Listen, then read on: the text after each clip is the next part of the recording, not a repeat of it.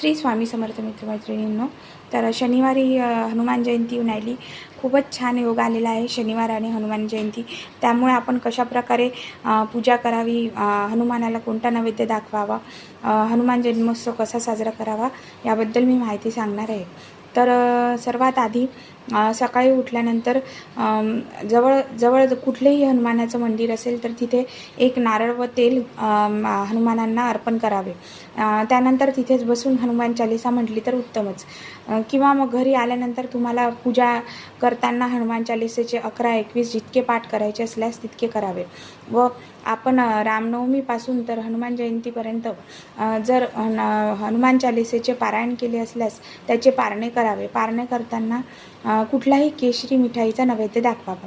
व ही केशरी मिठाई प्रथम कुठल्याही जवळच्या मंदिरात वाटप करावी व नंतर घरी येऊन सर्वांना वाटावी.